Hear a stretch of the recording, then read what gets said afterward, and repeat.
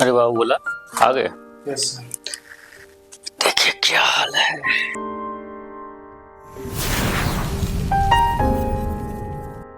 बाबूजी 2 महीने से सैलरी नहीं मिली है। घर वाले फोन पे फोन कर रहे हैं। घर वाले पैसे के लिए परेशान हैं। तुम लोग इस कंपनी के लिए स्पेशल हो क्या? जब सैलरी मिलेगी तो सबको साथ साथ मिल जाएगी। इतनी आग क्यों पड़ी है तुम दोनों? बाकी तो सब शांति से काम कर रहे हैं।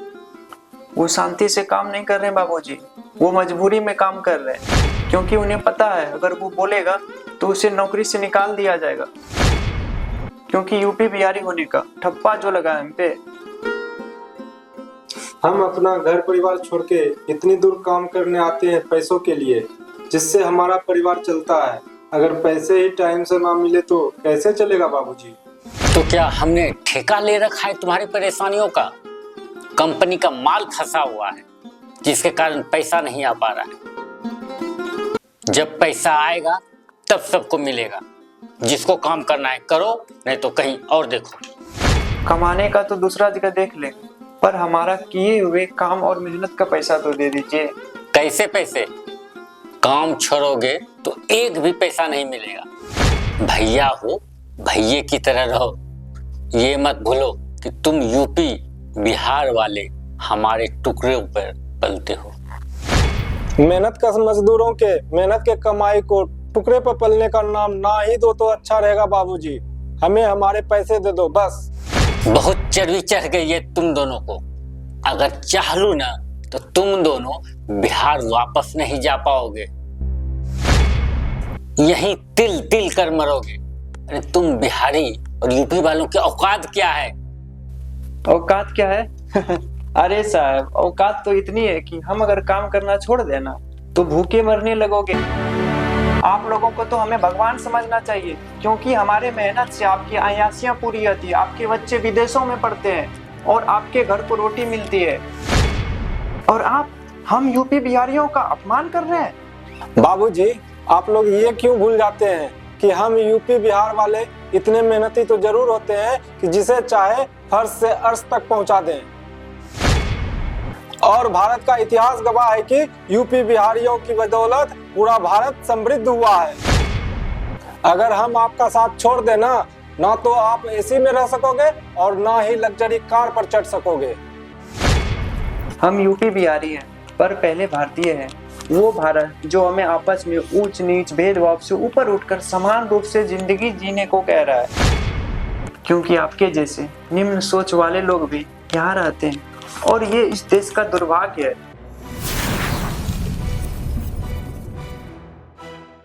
हम मेहनत करना जानते हैं तो मेहनताना भी लेना बखूबी जानते हैं।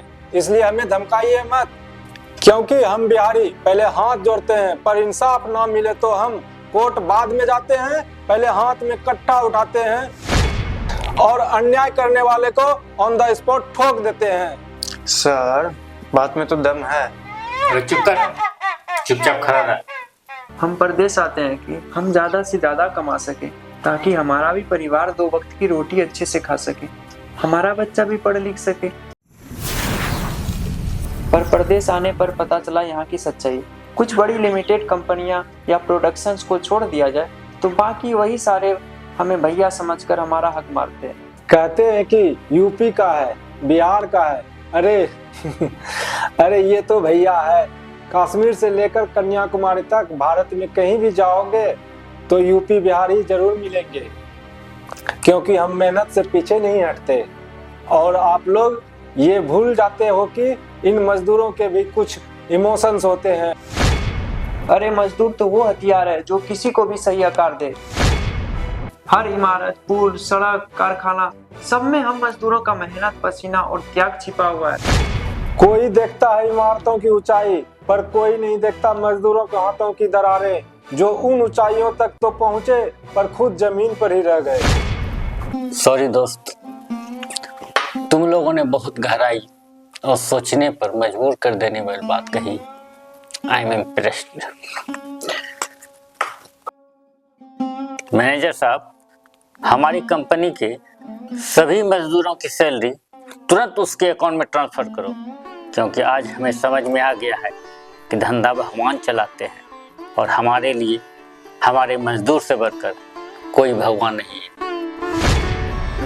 और हाँ, यूपी बिहार वालों को भैया कहकर अपमान करने पर सख्त प्रतिबंध लगाओ। हमारी कंपनी में सारे वर्कर आज से इंडियन, सिर्फ इंडियन। सॉरी दोस्त, आज हमको समझ में आया कि ना कोई यूपी वाला है, ना कोई बिहारी है, ना कोई पंजाबी, ना कोई महाराष्ट्रियन।